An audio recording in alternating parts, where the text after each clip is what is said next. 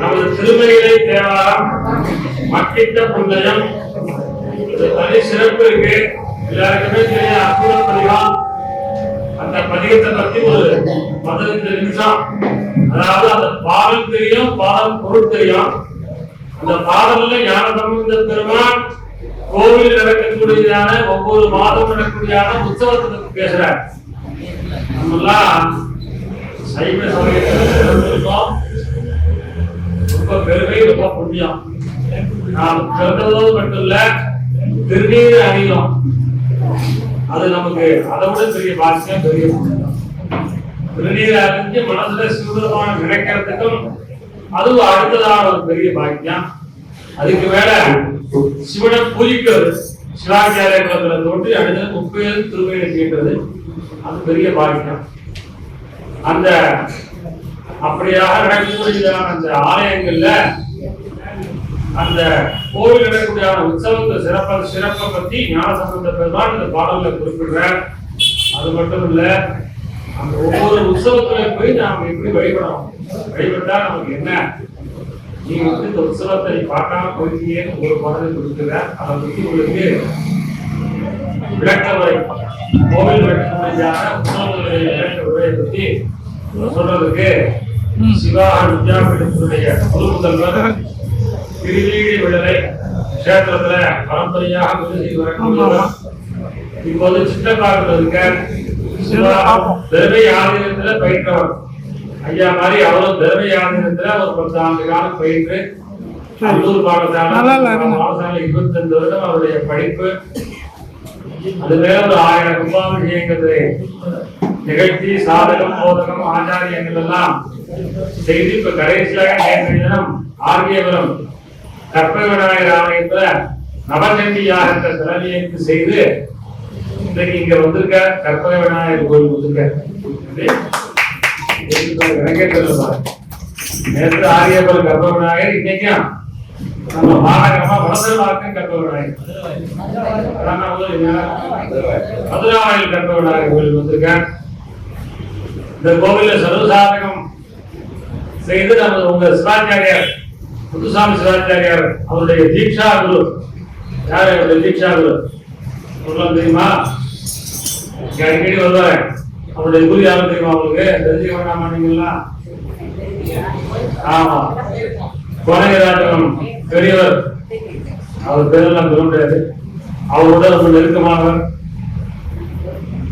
பெரிய ஜாம்பவான். கோவில குருக்கள் அமைகிறது ரொம்ப துர்லபம்.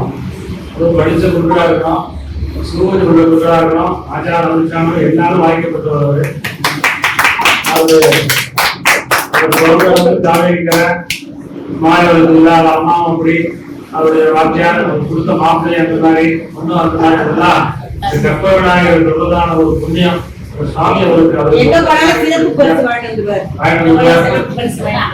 எங்க போனாலும் சிறப்பு பரிசு வாங்கிக்கிறார். எல்லா இடத்துலயும் இருக்கார்.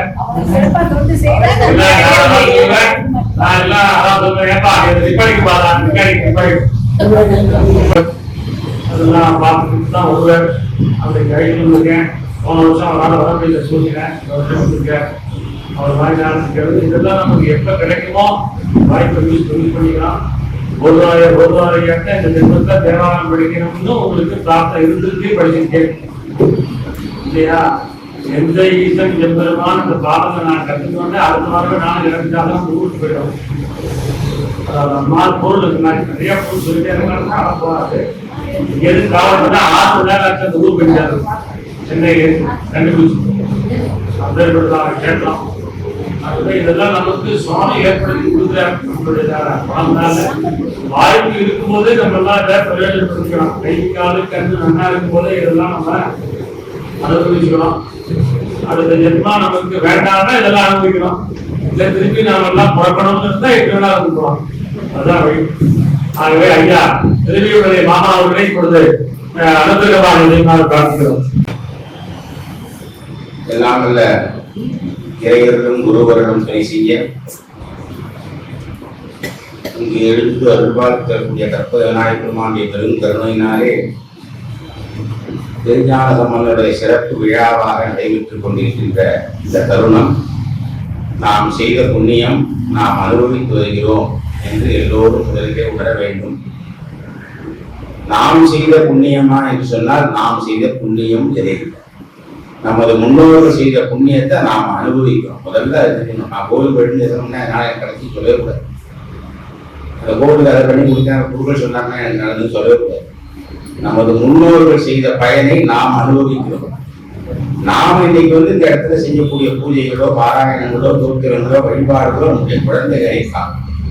நம்ம பெரியோர்கள் செய்யறது எப்படி நாம் அனுபவிக்கிறோமோ அது மாதிரி நம்ம குழந்தைகள் இதெல்லாம் அடைய வேண்டும் என்பது சாஸ்திரம் சொல்கிறது.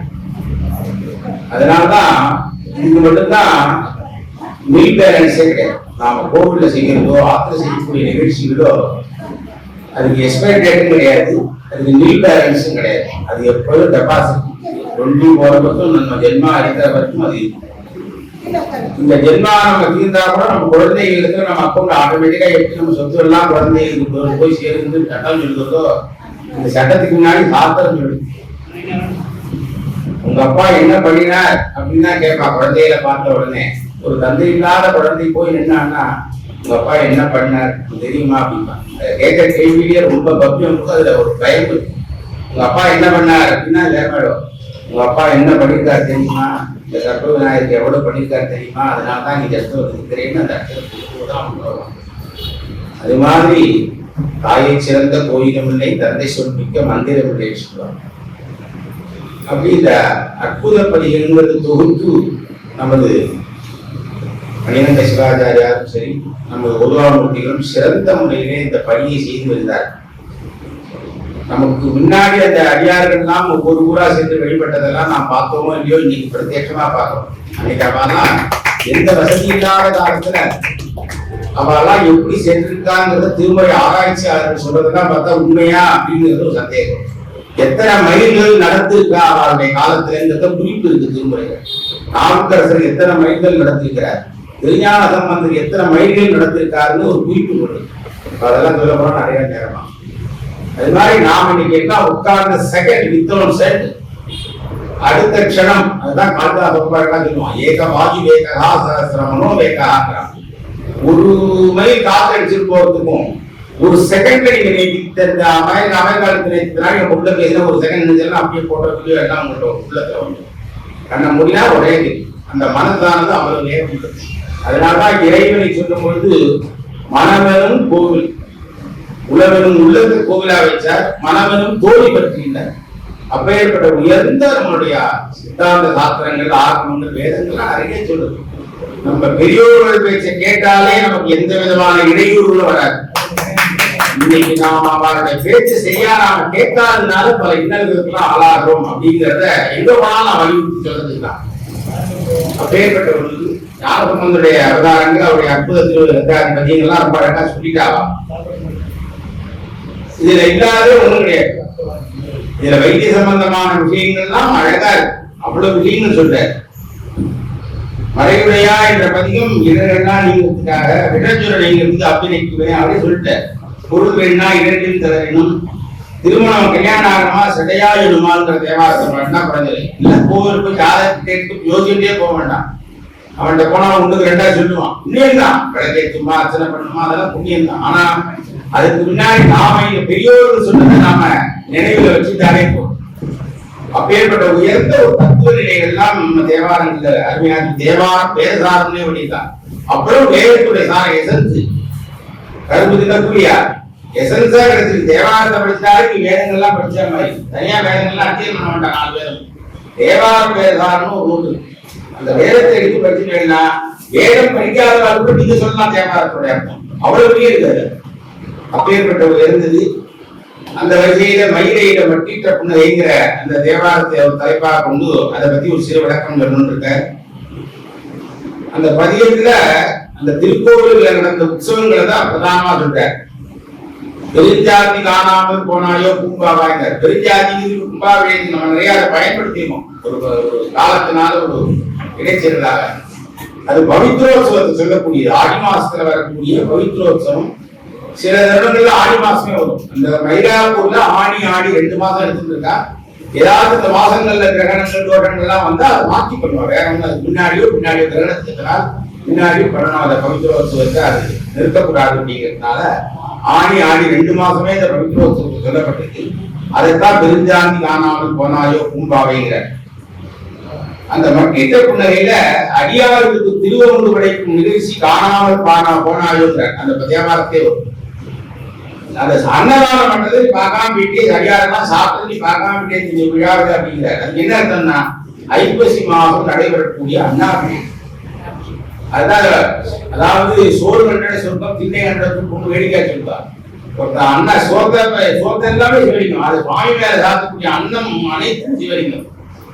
அந்த அன்னத்தை ஒரு பேருக்கு சாப்பிட்டா போகும். அது அன்னதானத்தை சொல்லலாம், நிறைய சொல்லலாம். அப்படி கேட்குது. அந்த மாதிரி அண்ணாவிடயத்தை பார்க்காம போயிட்டியே அப்படின்னு ஞான சம்பந்தர் ஐப்பசி மாதத்தில் நடைபெறக்கூடிய அண்ணாவிடயத்தை இந்த தேவாரத்தை குறிப்பிடுகிறார். அதே போல வனைக்கை மடங்களாட்டு அது கார்த்திகை மாதத்துல தீபத்தினால குறிக்கிறார்.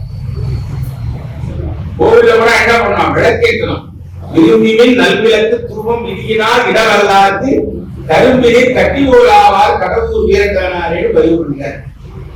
என்னத்துக்கு எங்கேருந்து எங்க ஆவாரெல்லாம் நம்ம நினைச்சு பார்க்கணும். ஒரு விளக்கேற்றதுனால என்ன பகவான் கொடுப்பாருங்கிறத எவ்வளவு விளக்கமாக சொல்கிறார் அப்படிங்கிறத நாம எல்லாம் சிந்திக்கிறதுக்காக தான் இதெல்லாம் தேவாரங்கள். அதனால அப்பேற்பட்ட ஒரு உயர்ந்த தேவாரத்தை மனைக்கை மடங்கள்லாம் சொல்ற.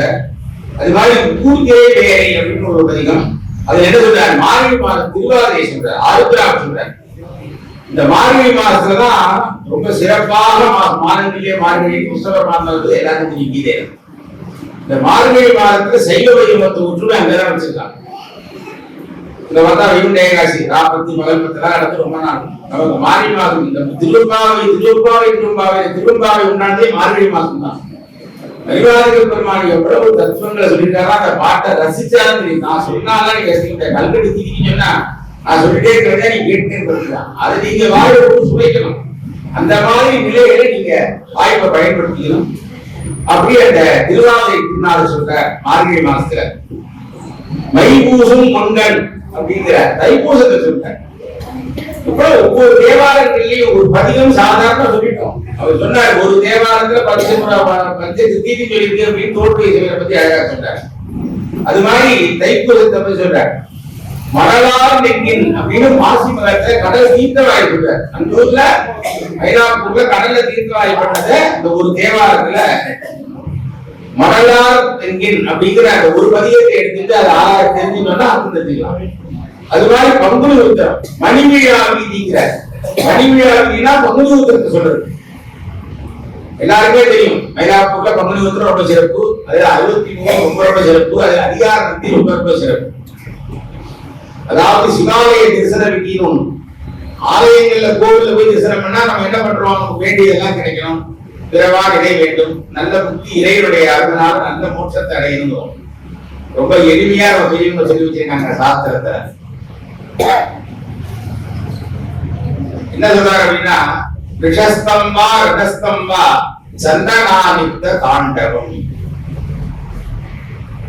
ரிஷஸ்தம்பா ரதஸ்தம்பா சந்தனானித்த தாண்டவம். இது 3 தான் வச்சார் சுவாமி. ரிடவாரத்துல பாத்தியா ஒரு கொஞ்சம் உறுதி பச்சு அனுகிரகம் கேட்கிறான். ரதஸ்தம்பா அதனால தேர்ல போய் தேர் கூட்டலையே தேர் திருவிழாவாங்க. தேர் அன்னைக்கு எல்லா தினங்களும் வரக்கூடியது எல்லாருக்கும் தீட்சை பண்ணிருக்கார் சுவாமி. சாம்பவி தீட்சைன்னு நம்ம எல்லாம் பல குறைகள்லாம் இருந்தப்ப அதெல்லாம் தாண்டி பகவானே இறக்கி வந்த தேர்ல இருந்து நம்ம தான் சுவாமி தெரியல குழந்தைய தூக்கி காமிப்போம். அவர் என்ன பண்ண உயரத்துல உட்கார்ந்து அவர் எல்லாருக்கும் அனுகிரகம் பண்றார். ரதஸ்தம்பா சந்தனாலித்த தாண்டவம். சந்தனாலித்தனா சந்தனாபிஷேகம் ஒரு அர்த்தம். இன்னொரு சந்தனத்தோடு கூடிய நடராஜன். சந்தனத்தோடு கூடிய நடராஜன் 364 நாள்ல 364 நாள் சந்தனத்தோடு இருப்பார். உத்தரகோஷம் தான் பார்க்கணும்.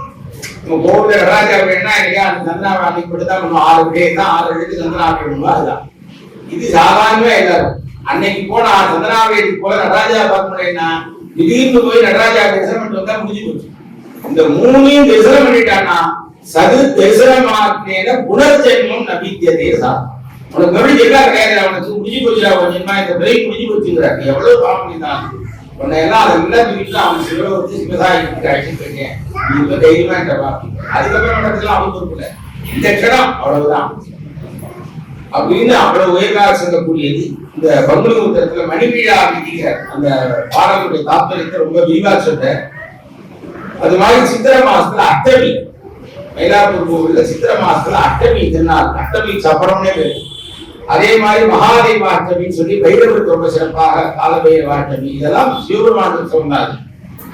அடுத்தது பொன்னூசல் சொல்றார். வைகாசி பிரம்மோத்சவம் முடிஞ்ச உடனே பொன்னூசல் பண்ணுவாங்க. அதை மணிவாசக பெருமான் ரொம்ப அழகா பொன்னூசலான்னு சொல்லியிருக்கிறார். எவ்வளவு ரொம்ப அழகா, அதாவது நமக்கு எந்த வழி தெரியுமோ அந்த வழியில அழிச்சுக்கக்கூடியதுதான் ஆன்மீகம். புதுசா ஒரு வழியை காட்டுறது ஆன்மீகம் இல்ல, நமக்கு தெரிந்த வழியில அழிச்சுட்டு போனோம் அப்படிங்கிறது. அப்புறம் குறிஞ்சாய வாழ்க்கை அப்படிங்கிற அது ஆணி ஆடி பவித்ரோத்சவம், பெருஞ்சாதி பூம்பாவை எழுந்தது ஆவணி மூலம், புரட்டாசி நவராத்திரி போன்ற எல்லாம் சிறப்பா நிறைய சொல்றாரு. இந்த தேவாலயங்கள்ல ரொம்ப அழகா ஞானசம்பந்தர் எடுத்திருந்த ஒரு பெரும் பாக்கியம் என்னன்னா, இந்த நமசிவாயங்கிற மந்திரத்தை முதல்ல எல்லாரும் தேவாலயத்திலேயே பாடி கொண்டார். உபதேசங்கள்லாம் வேண்டாம், மணிவாதிகள் கூப்பிட்டு நமச்சிவாய வாழ்க்கை கூப்பிட்டார். இந்த வாழ்க்கை போடுற போறதுலாம் யாருக்கும் உங்களுக்கே தெரியும். ஆனா ஞானசம்பந்தர் நமச்சிவாய பதிகம்னே படித்தார். ஆவுக்கரசரா நமச்சிவாய பதிகம் பண்ணார். சுந்தரரா நமச்சிவாய வேதம் நான்கிலும் இப்பொருளாவது நாதனாவது இன்னும் தேட வேண்டாம், வேதத்தெல்லாம் படிக்க வேண்டாம். அப்பேற்பட்ட நமச்சிவாயத்துடைய தன்மைகள்லாம் நிறைய தேவாலயங்கள்ல அருமையாக சொல்லப்பட்டிருக்கின்றன. இந்த நமச்சிவாயத்துக்கு முதல்ல அர்த்தம் தெரியும். நான் சொன்ன திரோதா, திரோத மதம். இந்த திரோத மகானம் கண்மம் மாயின் மூன்று, அதுல அந்த மும்மலத்துல ஆணவமும் திரோதமும் தான் ரொம்ப நம்ம அடிக்கடி தெரிந்தே இருக்கும். கர்மம் கூட ஒன்றும் பார்க்க முடியாது. சரி, நமக்கு கர்மானதுக்கு பேர் சொல்றாங்க, அதை அனுபவிச்சே தீரணும் இருக்கும். ஆனா அந்த ஆணவமும் திரோதமும் அது எப்படி போகுது, எப்பப்ப வந்து அது நம்மள கடன் கொடுத்தவன்ட்ட எப்படி எல்லாம் மோத்திரம் குடிக்கிறோமோ அது மாதிரி இருக்குன்னு சொல்லுவாங்க. அதை தெரிவித்தாங்க. நம்ம பார்க்காம ஒரு தடவை கூப்பிடுவாங்க, எல்லாமே என்ன அப்படிமா அது மாதிரி இந்த ஆணவமும் திரோதமும் நம்ம பார்க்காம போனா கூட பார்க்க வச்சிடும். அப்பேற்பட்டது இந்த நான்கு திரோதமனம். மாங்கிறது ஆணவம். பஞ்சாட்சரங்கிறது வெறும் ஒரு அக்ஷரத்துக்கும் ஒரு தேவதை இருக்கு. அதனுடைய சிவங்கிறது சிவம், அதுதான் பரமேஸ்வரன். சிவம்னா என்ன, மங்களம் அர்த்தம். எது நன்மையை கொடுக்குதோ அது சிவம்னு வருது. அதனால பாங்கிறது திருவருள், யாருங்கிறது ஆன்மா, அதுதான் இறைவனுக்கு சேர்க்கக்கூடியது. இது நமசிவாயத்துக்கு ஞாபகம் வந்து அர்த்தம் கொடுத்துருக்காரு. ஆம்புல நமசிவாயத்துக்கு நிறைய அர்த்தம் கொடுக்கும்போது இந்த தேவாரத்தை எடுத்து கொடுக்கும் பொழுது அவருடைய பஞ்சாட்சர பதியத்துல இந்த விளக்கம் கொடுக்குறார். அவர் சொல்றார், யார் அறிவார் சாணாலும் வாழ்நாளும் சம்பந்தனுடைய யார் அறிவார் வாழ்நாளும் சாவார் அப்படிங்கிற அப்பேற்பட்ட உயர்ந்த ஒரு தேவாரங்கள் உற்சவங்களை கோவில்ல போய் அவசியம் பார்க்கணும். இந்த ஏன் இதை சொல்லணும் அப்படிங்கிறதுக்கு மணிகண்டன் நான் எனக்கு சொன்ன ஒரு உபகாரம் என்னன்னா, கோவிலுக்கு நிறைய பேர் எல்லாரும் போறோம் வரோம், அது ஒரு காம்ப்ளெக்ஸ் மாதிரி, அது ஒரு பிக்னிக் மாதிரி. இந்த உற்சவத்தை பத்தி சொல்லும்போது அப்பறாத கோவிலுக்கு எல்லாம் வருவா, அதை ரசிப்பா, அதை ஒரு அனுபவிக்கிறதுக்கு வாய்ப்பு அவர் தான் கேட்டேன். முதல்ல தினந்தோறும் கோவில் போகணும், காலை மாலை 2 வேளை கோவில் போனது ஒரு காலம். அப்புறம் வாரத்துக்கு ஒரு நாளாவது போனா, அப்புறம் பட்சத்துக்கு பிரதோஷம் சங்கடவர்த்தி குத்திகை எதுக்காவது போனா, அதுவும் கொஞ்சம் மாசம் நித்தியமாச்சு, வாரமாச்சு, மாசம் ஆயிடுச்சு. சரி, இதெல்லாம் தாண்டி உற்சவம் நடக்குது. அந்த உற்சவத்திலேயாவது போய் கோவில் தரிசனம். விநாயகர்னா சதுர்த்தி 10 நாள் உற்சவம் நடக்கும், சக்தினா முருகப்பெருமான் நடக்கும், அம்பாக்கெல்லாம் நவராத்திரி 10 நாள் நடக்கும். சிவனுக்கு மட்டும் ஒரே ராத்திரி சிவராத்திரி அருள் விடக்கூடாது. அவருக்கு நடைபெறுகிற இந்த 10 நாள் உற்சவத்தை போய் தரிசனம் பண்ணினா 21 தலைமுறைகள்ல கரையேறத்துக்கு அந்த பலனை கொடுக்குறாராம் சுவாமி. 11 நாள் எவனொருவன் திருவதைதான் உற்சவத்துல காலை மாலை முறையாக தரிசனம் பண்ணா. நானும் போயிட்டு வந்தேன், கணக்கை கூடாது. எங்க வீட்டுக்காரர் கோர்ட்ல வேலை பார்க்கறாருன்னா அவர் எட்டியா இருந்தாரு, கோர்ட்ல வேலை பார்க்க கோர்ட்டுனா அது வேலை ஜெட்டியா இருக்கும், அது அந்த உயர்ந்த பதவியாக ஆகாது. அது மாதிரி அப்பேற்பட்ட உயர்ந்த தத்துவங்களை இந்த உற்சவம் கொடுக்குது. அப்படி திரு என்ற சொல் உபகாரமாக உலகில் செல்வங்களை கூட்டக்கூடியது. அது குறித்த போது உண்மையில் சித்தோடு இணைமையாக இருக்கின்ற அருளாகிய சக்தியையும் அச்சிவசக்தியின் துணையாக உயிர்களையும் பேரின்பத்தையே குறிக்கும். இதுக்குதான் திருக்குறை சிவசக்தி அப்படிங்கிற பாவம். அது அழகா சொல்றார், சென்றடையாத திருவுடையான என்ற இடத்தில் திரு என்ற சொல் அருளாகி சிவசக்தியை குறிக்கும்னு உரையாசிரியர் கூறுகிறார். அதே மாதிரி போகமும் திருவும் புறப்பானைங்கிறார். திருங்கிற சப்தம் எங்க வருதுங்கிறதுக்காக அதெல்லாம் ஒரு அடையாளம். அப்ப இந்த திரு என்ற சொல் பேரின்பத்தை குறிப்பிடும். இந்த கருத்தையே நாமெல்லாம் நன்கு உணரணும் அப்படின்னு அந்த மகான்களுடைய வாக்கு. முறை என்று சொல் பல பொருளை குறிக்கும். இருந்தாலும் இந்த மனக்கோலை நீக்கி மனசில் இருக்கக்கூடிய ஒரு அந்த கோலை நீக்கி வாழ்க்கை முறை ஒழுங்குபடுத்தும் நூலையே குறிக்கக்கூடியது. அப்படி இந்த முதல் 3 திருமுறை அந்த அண்ணாமலை சொல்லிட்டார். 384 பதிகம், 4181 பாடல்கள் அவர் ஞானசம்பந்தருடைய ஒரு குறிப்பாக சொல்லப்பட்டிருக்கின்றன. இந்த 12 மாச உற்சவத்தில் நாம் என்ன பண்றோம்னா பங்குனத்துக்கு மட்டும்தான் மேலாப்பு போகும். சரி, அங்க பரவாயில்ல, நம்ம கோவில் நடக்கிற உற்சவத்தை அங்கங்க சுவாமி இதுக்காக இருக்காரு. கோவில் தோறும் எதுக்காக இருக்கா? கோவில் இல்லாமல் குடியிருக்க வேண்டாம். நம்ம அருகாமல் இருக்க கோவில்ல என்ன விஷயம், சதுர்த்தியா போய் தரிசனம் பண்ணணும், ரெட்டியா கிட்டியா போகணும், விசாகமா போகணும், துர்க்கையா நவராத்திரி செவ்வாய்க்கிழமை மாதிரி ஏதோ ஒரு நாள் போய் சுவாமி தரிசனம் பண்ணி வச்சா என்கடன் பரி செய்து கிடப்பது, உங்கடன் அடியேனையும் தாங்குதல் என்கடன் பரி செய்து கிடப்பதே வாக்கு. அதனால அப்பேற்பட்ட உயர்ந்த தத்துவங்களை சொல்லக்கூடியது அந்த ஞானசம்பந்த பெருமானுடைய அவருடைய 3 ஸ்வரூபத்தை முதல்ல நீங்க எல்லாம் மனசுல நினைச்சிருக்காக எங்களுக்கு சொல்லப்பட்டது.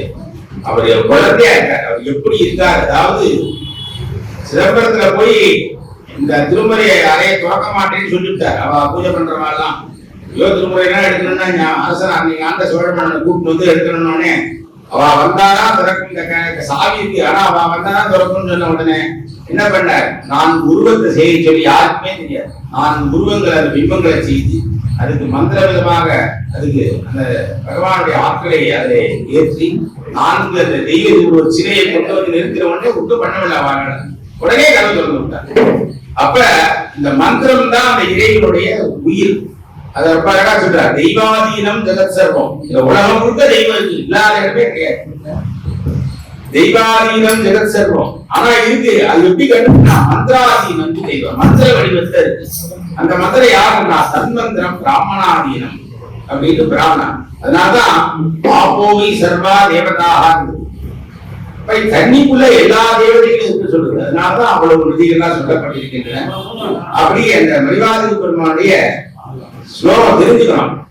பாலம் நிர்வஸ்திர ரூபம் அலக சுபசிகம் குஞ்சிதம் பத்மசம்ஸ்தம் கர்ணே காரந்த யுக்மம் ஸ்மிதமுக கமலம் சேதவர்ணம் பிரசன்னம் சவ்யே சூஜி பிரதர்சம் கரதலமிதரே ஸ்தன்யவத் ஸ்வர்ணபாத்ரம் வந்தே வேதார்த்த போதம் கவிமணி மமலம் ஞானசம்பந்த மூர்த்தி.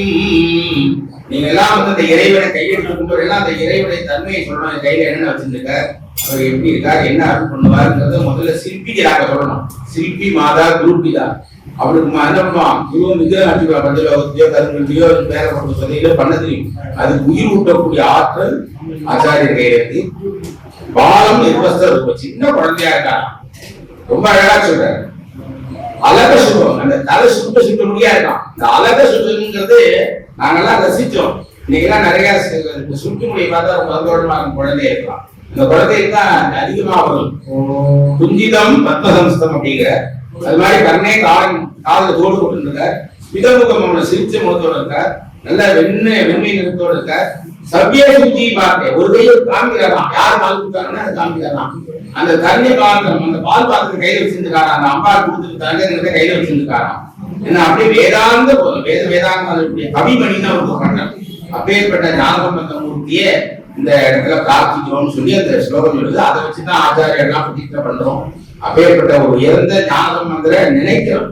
அந்த நினைப்பு தான் இறைவன். அது நமக்கு இன்னைக்கு பகவான் கை கொடுத்துதான். அது நிறைய 2-3 இடத்துல நான் சொல்றேன். நம்ம கிளாஸ் சொல்றேன். அதனால அவர் ஏன்னா 7ஆம் நூற்றாண்டுக்கு தொடங்க சொல்றாரு. பின்னாடி 8ஆம் நூற்றாண்டு 9ஆம் நூற்றாண்டு வரைக்கும் வாழ்ந்தாரு ஒரு வரலாறு இருக்கு. அதனால நம்ம வயசுல சட்டு பண்ண முடியாது. அது உரையாற்றிருக்கும் 7ஆம் நூற்றாண்டு தொடக்கத்துல இது என்னன்னு சொல்ற. ஆனா இங்க நாமக்கரசருடைய காலத்துக்கு போது 9ஆம் நூற்றாண்டு வரைக்கும் இருந்தாரு ஒரு வரலாறு. அதனால ரொம்ப கேட்க வேண்டிய தெரிஞ்சுக்கணும். அது நமக்கு அதனால ஞானசம்பந்தருடைய வரலாறு அவர்தான் அந்த வேதத்துக்கு எல்லாம் ஆதாரமா ஆயிடுத்து நமக்கு அன்பு அளித்தவர். அந்த நல்ல நேரத்துல அவர் நாம் இந்த இடத்துல கற்பனாருடைய விநாயகர் பெருமான் தான் எல்லாரையும் அவர்தான் தொங்குமா தொங்குகிறான்னு அதனுடைய சொல்லக்கூடியது.